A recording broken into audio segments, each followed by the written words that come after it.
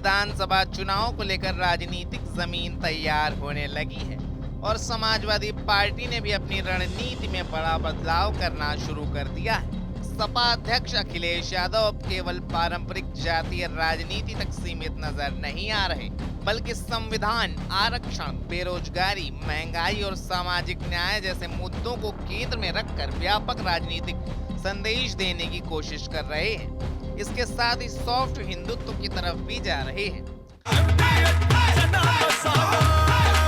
अब छोलिया हो या लोबिया, सफेद चने या काले चने, सब कुछ मजेदार बने। समाजवादी पार्टी ने उत्तर प्रदेश चुनाव के मद्देनजर अपनी रणनीति बदली। अखिलेश यादव पारंपरिक जातीय समीकरणों से आगे बढ़कर पीडीए यानी पिछड़ा, दलित, अल्पसंख्यक और सॉफ्ट हिंदुत्व का रास्ता अपना रहे हैं। सपा संविधान, आरक्षण, बेरोजगारी व सामाजिक न्याय जैसे मुद्दों पर जोर दे रही है। साथ ही धार्मिक आयोजनों में सक्रिय होकर सर्वसमावेशी छवि गढ़ने का प्रयास कर रही है। यह विधानसभा चुनाव 2027 के लिए भाजपा को चुनौती देने की नई रणनीति है। हाल के दिनों में अखिलेश यादव की राजनीतिक गतिविधियों पर नजर डाले तो साफ संकेत मिलते हैं कि सपा अब केवल मुस्लिम यादव समीकरण तक सीमित छवि से बाहर निकलने पर काम कर रही है। पार्टी नेतृत्व अब पिछड़ा, दलित और अल्पसंख्यक यानी पीडीए फॉर्मूले को सामाजिक न्याय और संविधान बचाने की राजनीति के साथ जोड़कर आगे बढ़ा रहा है।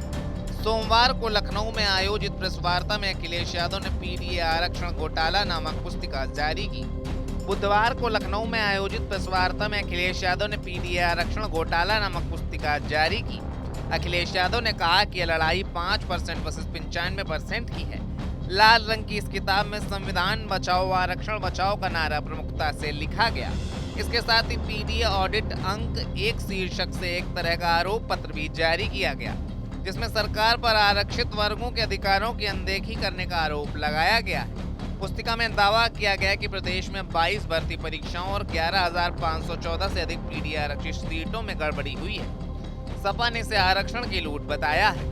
राजनीतिक विश्लेषकों का मानना है कि अखिलेश यादव सीधे तौर पर भाजपा की हिंदुत्व राजनीति का विरोध करने के बजाय उसके समानांतर समावेशी सांस्कृतिक राजनीति का रास्ता अपना रहे।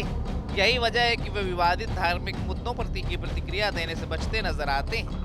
हाल ही में जब मुख्यमंत्री योगी आदित्यनाथ ने सार्वजनिक स्थानों और सड़कों पर नमाज को लेकर बयान दिया, तब अखिलेश यादव ने सीधे बयानबाजी से दूरी बनाए रखी। इसके बजाय अखिलेश यादव ने मंदिरों में दर्शन, धार्मिक आयोजनों में भागीदारी और सामाजिक सद्भाव का संदेश देने की रणनीति अपनाई। अखिलेश यादव इन दिनों कई धार्मिक कार्यक्रमों में भी सक्रिय नजर आ रहे हैं। वे भंडारों में शामिल हो रहे हैं, साधु संतों से मुलाकात कर रहे हैं और सार्वजनिक मंचों से गंगा जमुनी तहजीब, भाईचारे और सामाजिक एकता की बात कर रहे हैं। यही नहीं, इटावा में भगवान भोलेनाथ का मंदिर निर्माण भी करवा रहे हैं। सपा के अंदरूनी सूत्रों के मुताबिक पार्टी नेतृत्व ने अपने नेताओं को धर्म और जाति पर विवादित बयान देने से बचने के निर्देश दिए।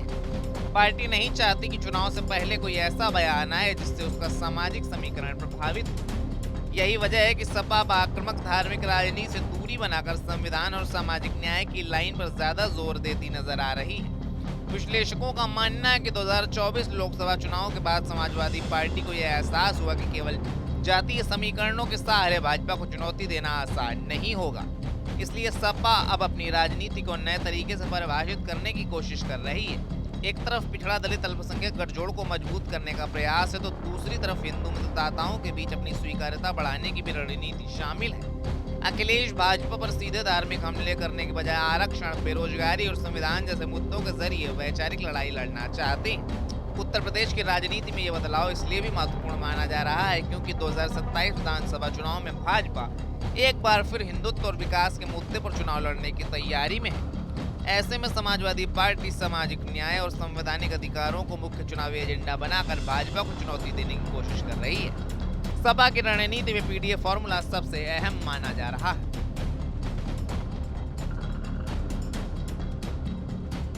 ये है सीक्रेट रेसिपी MDH का जीरा सिर्फ जलजीरा मसाला। सिर्फ जीरा सिर्फ MDH का जलजीरा, जीरा सिर्फ MDH का जलजीरा, जीरा सिर्फ।